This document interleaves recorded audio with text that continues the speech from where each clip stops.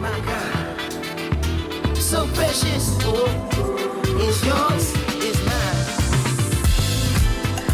Hi, I just want to give you a quick word from our sponsor. I can't. Oh, no, keep going. No, it's just like, this is so funny. This is so funny this is happening to me. I just want to give you a quick word from our sponsor, Shattered Dreams Extracts in California, Proposition 916. No, I don't know what that means. 916, in compliance with 916. Shattered Dreams Extracts in the City of Trees. Their oil is really good. I've tried it and I like it. You should try it too.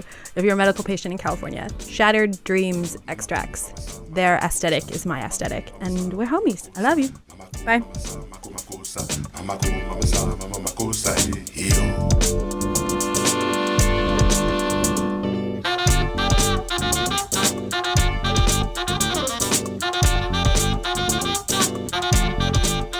And a 1, 2, 3, go. No, I'm just kidding. Yeah, we're recording. Okay. No, I like the messy stuff. I like leaving in all the messy stuff now because I don't want anyone under the false assumption that I'm in any way cool, calm, collected, like that I've got anything together, that I know anything, that I am anything, that I think that I'm anything. Like I know what I am, you know, and I don't know why you fucking like this so much. Like, I don't know why people like this so much, where I just come in here and I sit and I'm like, here's everything that's wrong with me. Here's everything bad that's ever happened to me. Here's why I fucking suck, you know? And it's funny to me that like the guys I date don't really take enough time to like listen to the podcast. Because if they did, they wouldn't be surprised when I'm like a psycho and like freak out. And it's like, what? That's not abnormal. Me being crazy is like my normal. So let's talk about my fucking real normal cool family that created a totally sane, competent, upstanding citizen of the United States, you know? Like let's talk about how it all came to be. So I come from a blended family. My mother was one of 8, but really my grandmother had 4 children when she was young. She had her first kid when she was 19, which is like, whoa. Like 19 now, like you could get a television show for being on that and like be on welfare and live in a trailer park.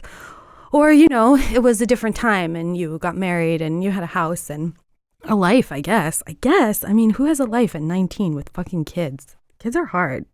Kids suck, actually. Kids are really hard, and being a mother is like a thankless job. So my grandmother had 4 kids with this guy who was abusive and terrible, and you guys heard about that before, maybe, if you went back. And she knew that she didn't want to be with this dude anymore, so she asked her dad for help. And she was like, hey, will you help me? I want to get out of this situation. This guy's abusive, and he's a drug addict, and he's an alcoholic, and he hurts our children, and I don't feel safe. And her dad was like, you got yourself into this mess. You can get yourself out of this mess. So she was like, cool. And she divorced her husband in a time where women weren't fucking doing that. Like, that's amazing. That's amazing that things, A, got so bad that she was like, all right, I'm leaving you. And B, that she actually fucking left. People don't do that. People didn't do that back then. So, you know, she was fucked. She came from money, but she didn't have any. And, you know, she was a young mother, so she did what she had to do. She worked 3 fucking jobs so that she could take care of her 4 fucking kids, and she was never home, and her life was hard. Her life was really hard. And then her dad died. Does this sound familiar? Our generational trauma gets repeated. And then her dad died, and he left her a bunch of money. And all of a sudden, she went from being, you know, a single mother of 4, working 3 jobs, waiting tables, working at a hotel, doing bookkeeping work through the night so she could make ends meet, to now all of a sudden she wakes up one day and she's a goddamn millionaire. And it's like, okay, cool. Money solves all your problems, right? No. So she changed her life a bit, and then she met my grandfather, who had 3 kids and was on his second wife when they met, and my grandmother became his third wife. And they took that money and they bought a big house and they put all their kids in it. And then they started a business. And she fucking dipped. She's like, I'm gonna live for myself for the first time. And she put herself through school and she went to Parsons, which is like a fancy design school in New York City. And she was like, my kids are okay. My kids are okay in this big house that I bought them with no supervision. You know, my 8 kids, my fucking, you know, my clan's fine. She went to New York and she went to Paris and then she came home, and then my grandparents started this company and they traveled and lived a pretty exciting life, and they made a bunch of money and they made a bunch of smart moves, and their life like grew. But the bad side of that is that my mother was left alone in this house with 4 boys being crazy with no supervision and 4 girls being psycho with no supervision. And when she was 18, she ran away from home because she had been an abused child that had never like healed from her trauma, and she didn't have enough like supervision to really help her get through that in a healthy and productive way. Instead, she ran away to California when she was 18 to become a dancer and fucked a drug dealer and got pregnant, you know, and became a drug addict. Like, that's how her story ended. But you know what else happened to her?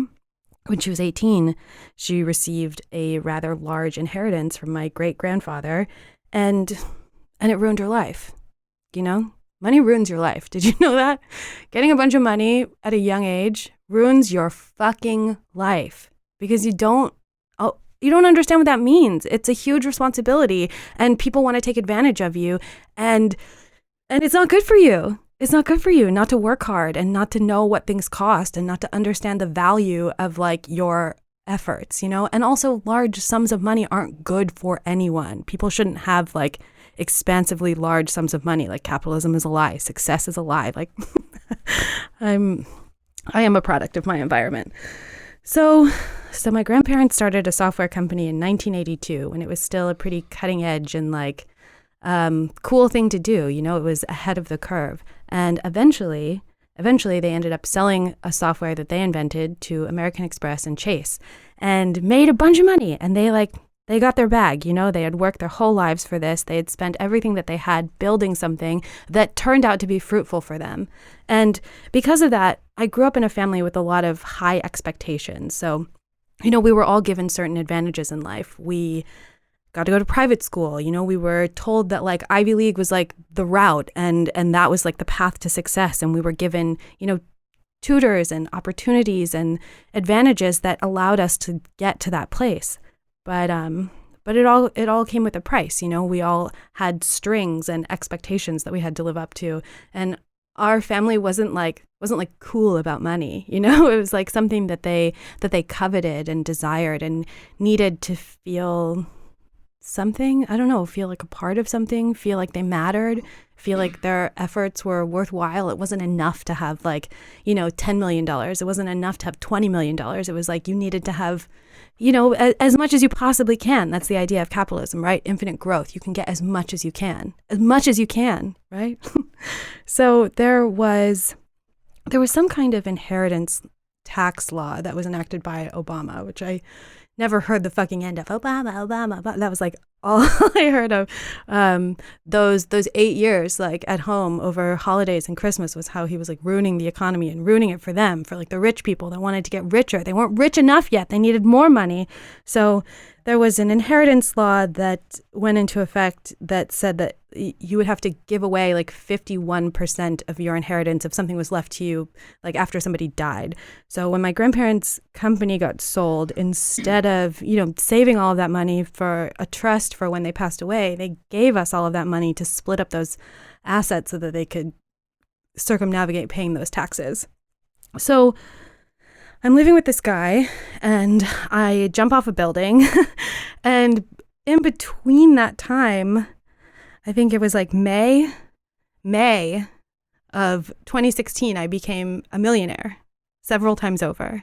And in July of 2016, I jumped off a building. So yeah, money's great. Solves all your problems, makes everything easier. Pardon me. So this part hurts me because this isn't resolved. This is my real life current living in action family situation. And something really bad happened, I was like, something really bad happened. How many times can I say that? Something really bad happened with someone I was related to, but we weren't even actually related.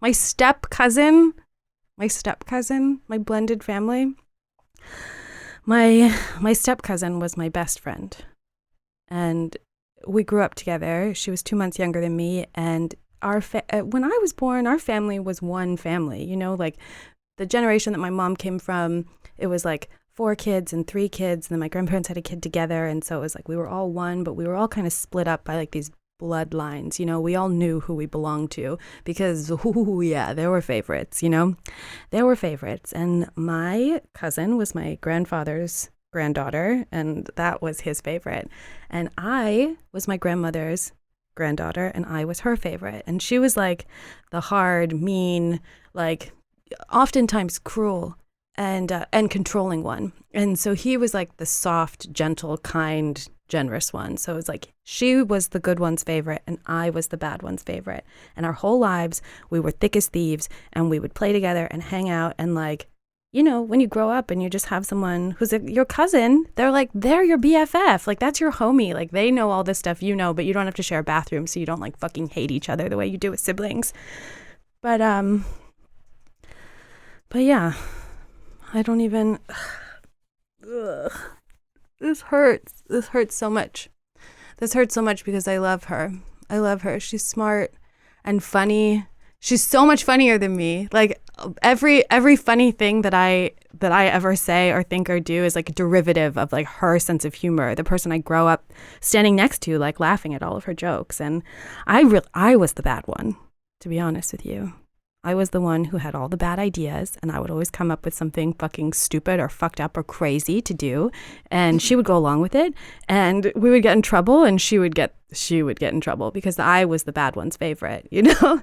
I was the mean one's favorite. So I never got it as hard as she did when we would do fucked up shit, but the fucked up shit was always my idea. So think of an entire lifetime of having a sidekick who's always fucking getting away with shit and also the instigator of everything.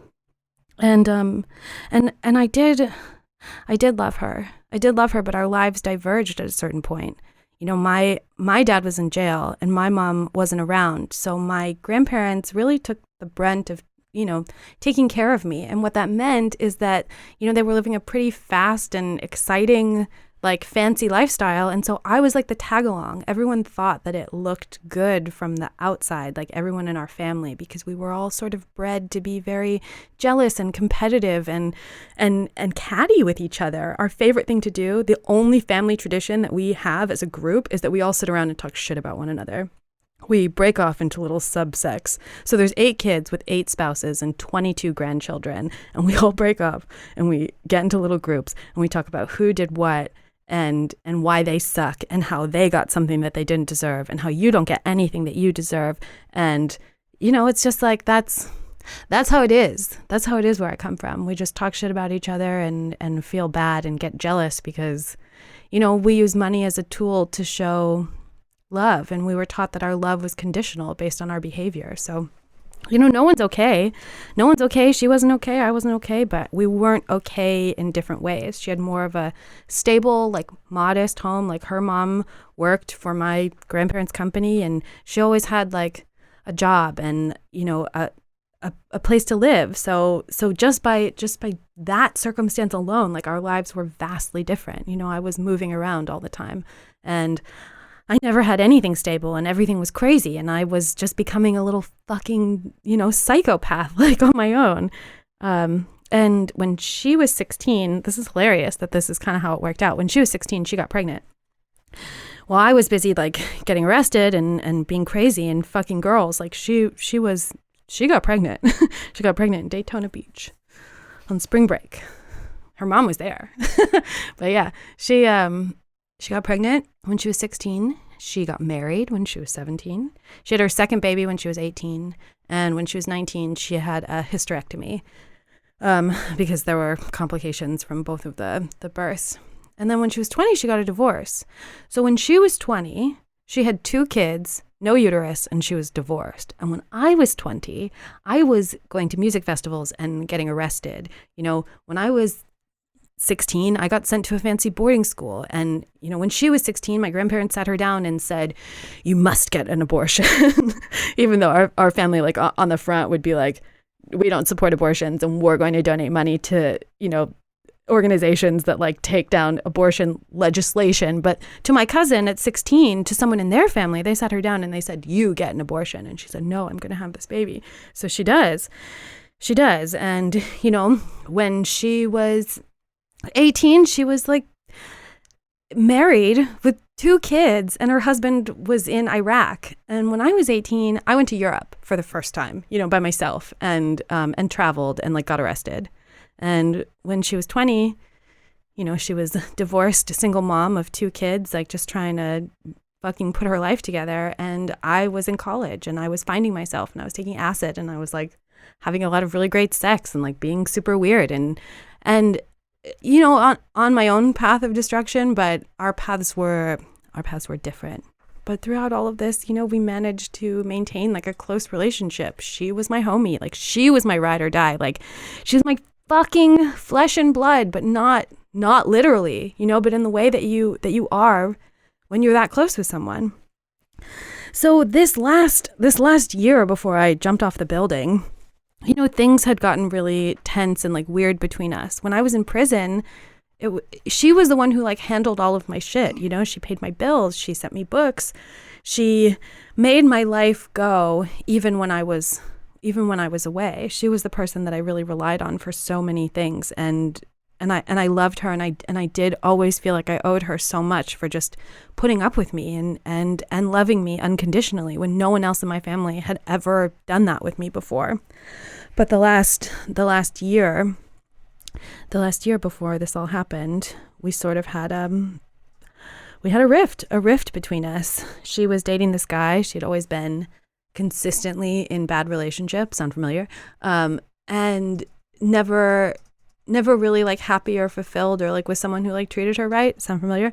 And she's dating this guy who's kind of a piece of shit. She had spent a shit ton of money building a grow house in her basement, and she was growing weed, and this dude was selling it for her, except he was pocketing all of the profits. So she was paying this like $900 electric bill every month, and had put all the overhead in for all of this equipment and lights and everything that you need to make that happen, and then seeing nothing at the end of the day. And so it was kind of like we knew that we were going to get a pretty large sum of cash like from our grandparents' company. Like we knew that was coming maybe like a year or two before we actually ever got the money.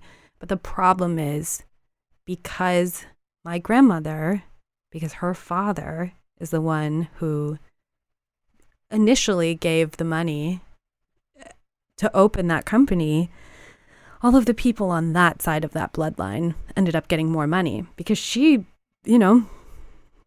had more money. And it's fucked up. So it's like we're in the same family.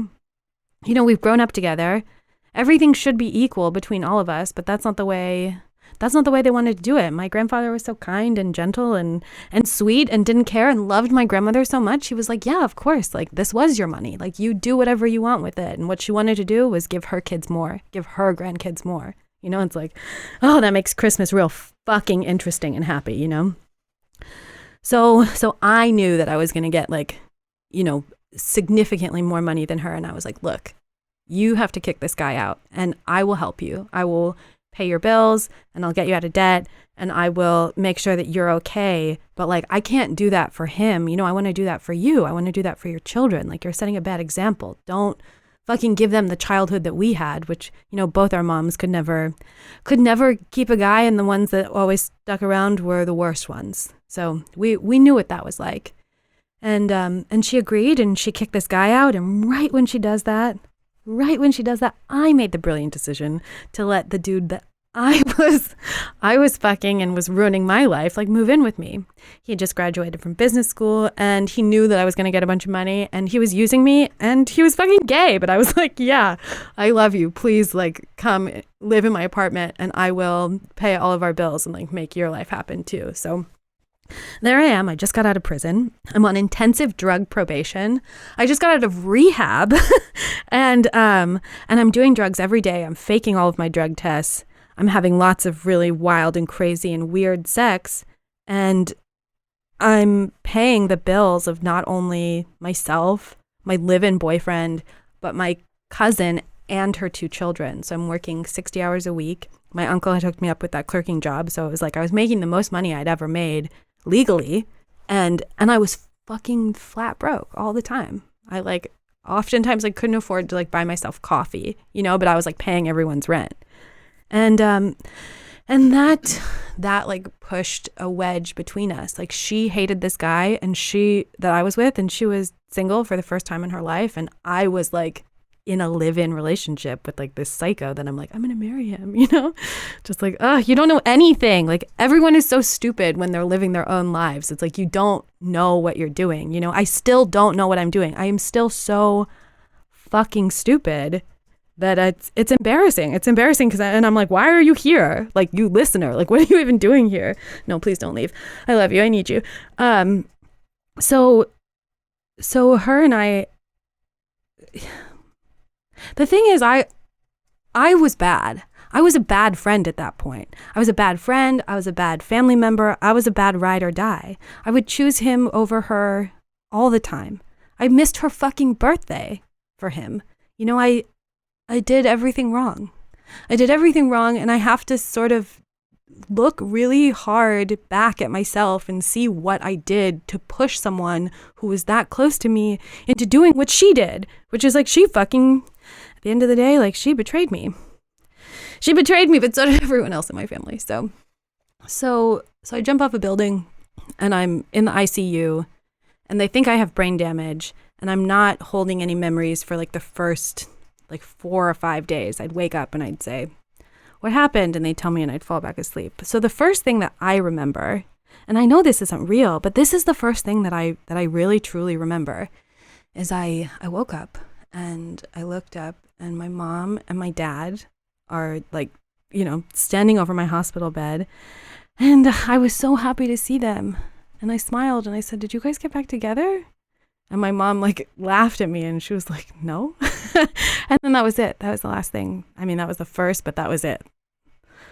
And then the next thing I remember is I woke up and my cousin was in my hospital room and I was in the ICU.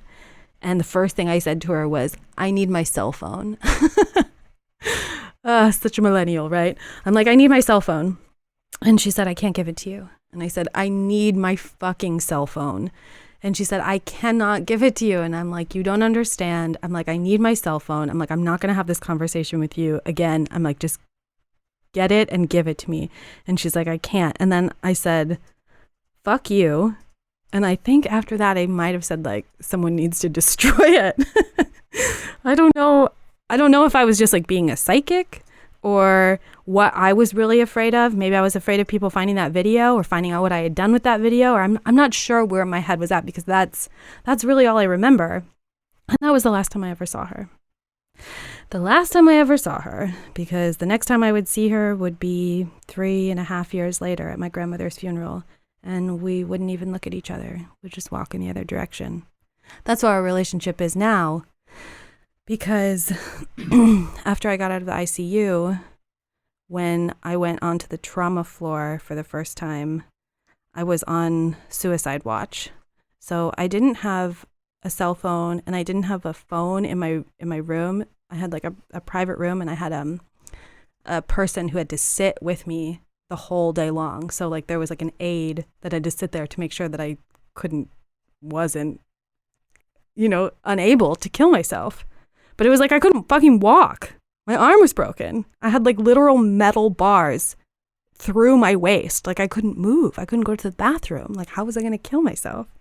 But I guess that's what they do when you jump off a building, They're just like, don't try that again, So I was in the ICU for about 3.5 weeks, and then I got to the trauma floor of the hospital, and the first like visitor that I had was, what are those guys called?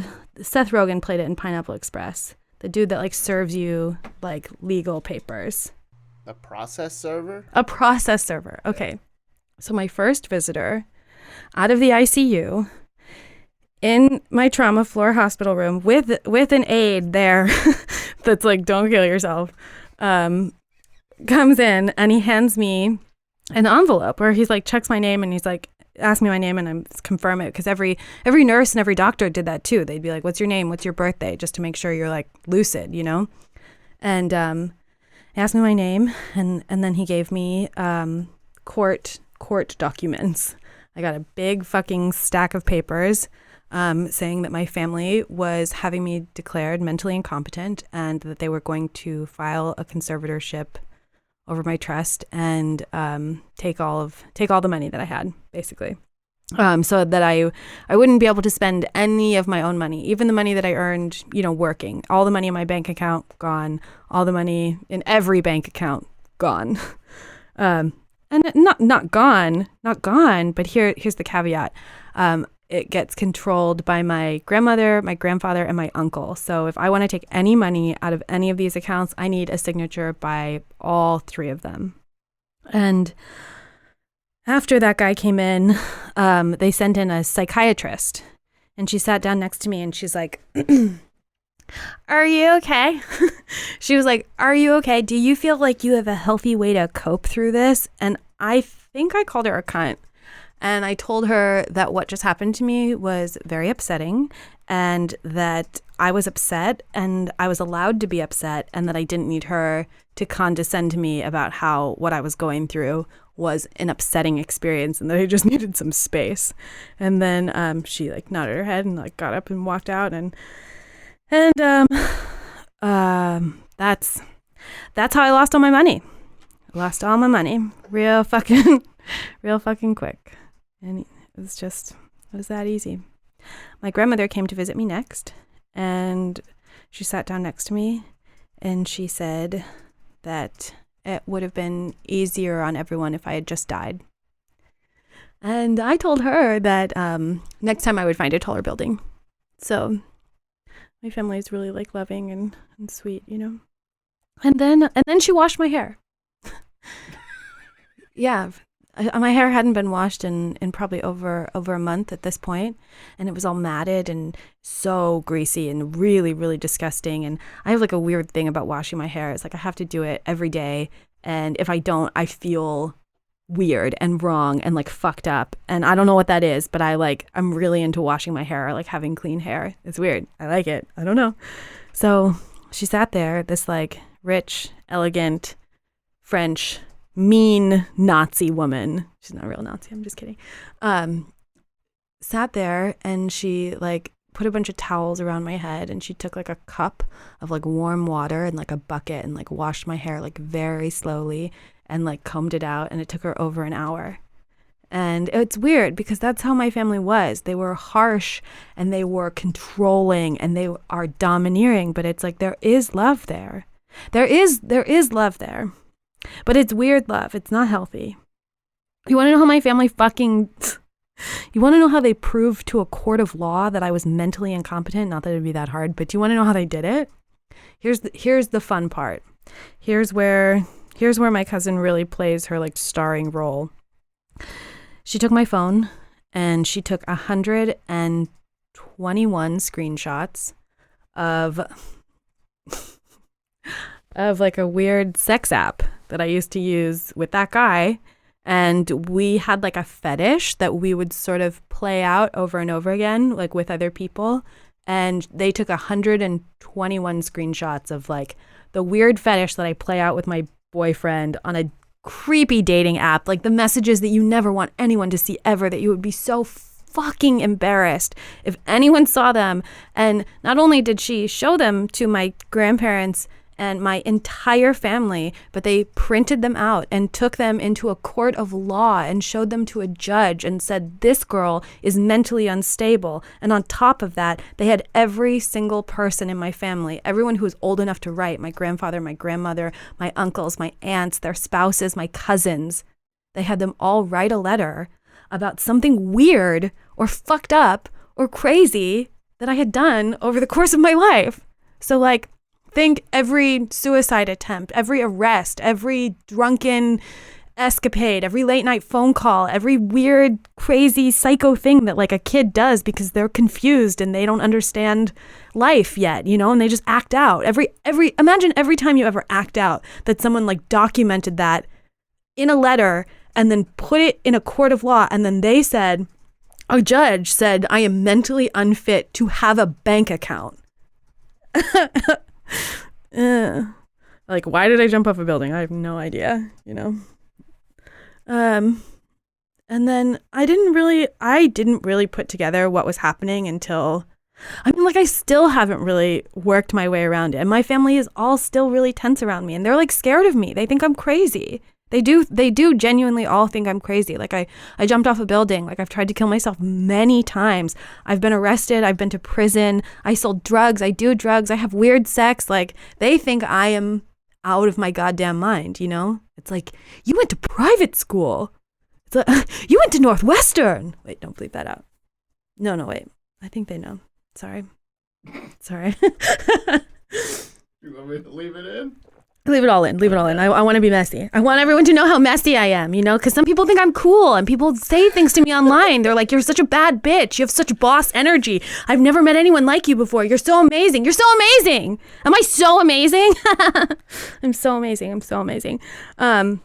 So my grandfather came in to my hospital room when they were finally deciding to like lift, because I couldn't do anything. I couldn't call anyone.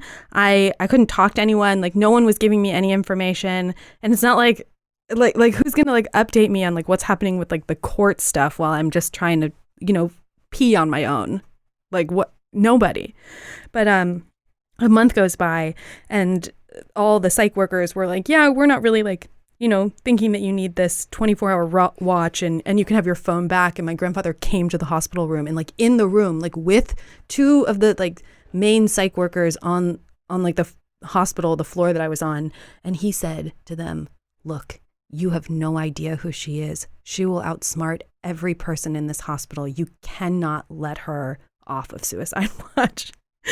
And they did anyways, but that's my family. You know, and like that's almost like that's almost the nicest thing he's ever said to me. You know, and he didn't even say it to me, that I'd outsmart every person in that hospital. Like, okay. Like you think so highly of me, but even if you hate me. I think that's really interesting. And that's like weird that I feel good that he said that, just because like that's the kind of like fucked up dynamic my family like raised us all to believe. It's like, wow, I'm good at something. Even if my family thing is like being a psycho, it's like, well, at least I'm good at something, you know? At least there's something. So I didn't know what Rachel had done for a while, and I used to like call her and leave her messages and write her on Facebook and just be like, what did I do? I'm sorry I said fuck you. Like, I'm sorry about the cell phone. Like, I didn't know about any of this stuff yet. And so I just spent weeks apologizing to her and trying to get some kind of an answer. And we didn't talk for like a year. After I'm out of the hospital and, you know, like putting my life back together again. I think I just started comedy and I start like posting on Facebook, you know, about like what I'm doing. And she starts liking all my statuses. And I was like, what are you doing? So I slid into her DMs and I was like, look, like you ruined my life. I'm like, you had a huge hand in like taking everything away from me and putting me in a really like vulnerable and fucked up situation, because my family took all of my money, but it's not like they were like, oh, like let us help you, like let us put you in rehab, like let us give you a place to stay, let's go to therapy, like let's work this out together. You know, my family said, go fuck yourself. Like you know, allowed someone into your life that like took our money from you. Like, go fuck yourself. So I got out of the hospital and I couldn't walk, and I had to like go stay with a friend. Literally go stay with a friend who I used to sell drugs with after I got out of the hospital 6 months from jumping off of a building. And no one in my family would talk to me. I didn't spend Christmas with them. I didn't spend Thanksgiving with them. I didn't hear from them. Nobody asked me if I was okay. Nobody sent me a card or flowers or was like, you know, like, how's the leg? You know, like they told me I was going to walk with a limp for the rest of my life. And I looked at the doctor and I said, excuse me, sir, we have never met. And I don't walk with a fucking limp, you know? But like, am I stronger because they put me in a situation like that? No. So when I finally talked to her and I said, I can't believe all of this stuff and like, don't fucking like my Facebook statuses, you dumb bitch. She just came back with, a lifetime of grievances. Everything I had ever done to hurt her or wrong her, or every time that we were kids and, I had done something fucked up and she took the fall. And so she felt like she didn't want me in her life anymore. My flesh and blood, kind of. My own family was like, you're so fucking awful. I don't want anything to do with you. And we still don't. We still don't have anything to do with each other. And it makes me sad, It makes me sad. It makes me sad because I don't get to talk to her children anymore. Her daughter listens to this podcast and like messages me from a secret Instagram account. And like, it's like weird. Our family is divided, And like, would we have been like that if they had just split the money up evenly? If they had just made everything fair? I don't know, but things still aren't fair. I like almost got my money back too, a year ago. And then I fucked it up again. And I'm still like right back where I started. And I have no control over my own finances. And if I want anything, I have to ask 3 people. And I get like a small allowance just so I can fucking survive. And I spend all of that money irresponsibly. And they know that. And I just like, I laugh at my situation because it sucks. And like from the outside, it like looks good and people see it and they want to be a part of it. They want me to buy them dinner and they want me to take care of them and they want me to fix their problems and they want me to, you know what I mean? And I give everything that I have away, more or less, It's like, you'd be surprised at how little I like spend on myself, unless it's like food. I'm really into nice food. I'll buy organic all day and like not think twice about that. But, I feel like I have more, but I don't even know what to say. I just feel fucked up. I feel like the whole world is fucked up right now. And it's just sort of funny that it's like matching my very specific energy. Like, I don't feel as fucked up by the quarantine as I do by everyone else's response to it. And I'm kind of like laughing at it all because, okay, like I'm suicidal. Like, I hope I get this virus. I hope it kills me. I hope it kills all of us. Except you. If you're listening, you can stay just because you're here and you're listening, and I love you, and obviously we're friends, so like you can survive, but everyone else has got to go. That's my rule. No, I'm just kidding. Like, I don't know anything, and you don't get to choose your family, but you can choose your words. You can choose who you are. You can decide to be different. You can try to heal. You can face what's wrong with you. I mean, one of the things that's wrong with me is that I have a tendency to overreact. When I get upset, I get mean. I get sort of, what's the word? Vindictive. I get nasty. I have said so many terrible things to people in like the throes of an argument that I've lost a lot of really good friends, people I love, people I miss, people I wish were still in my life and, don't deserve not to be, but they're not because like I get mean. I'm trying so hard to work on that. And I'm trying so hard to learn how to bite my own tongue, and react gracefully. Even just with this last like little breakup, I was like, when it first happened, I was like, okay, this is going to be the first time in my life where I let go of something gracefully, but then I thought about it and I just got madder and madder and madder. And then I wasn't anymore, and now we hate each other. And it's like, if he had listened to the podcast, he would have known that you can't date me. I'm trouble. You should all stay away. And, that goes for you too, whoever you are that's like looking at my photos online and thinking like, yeah, this girl's the shit. Like, no, I'm a mess. And I want to die. A lot, even now, every day it's hard because I like walk, drive, see a tall building. And I look at that the way that like like people like lust after like Playboy models, you know? I'm just like, ugh, that's it. That's it right there. And I don't want to feel that way all the time. But okay. Did this help you? Do you love it? Hit me up. I think I want to start selling rolling papers. What do you think about that? Hell yeah, dude. You can get them with like the logo on it. And people would say they want to buy stuff. Would you guys buy that? Would you buy that? Rolling papers, lighters, maybe. I don't know. Do you want to tell your friends about the podcast? That would be cool. Okay. Okay, for real this time. I love you. Bye.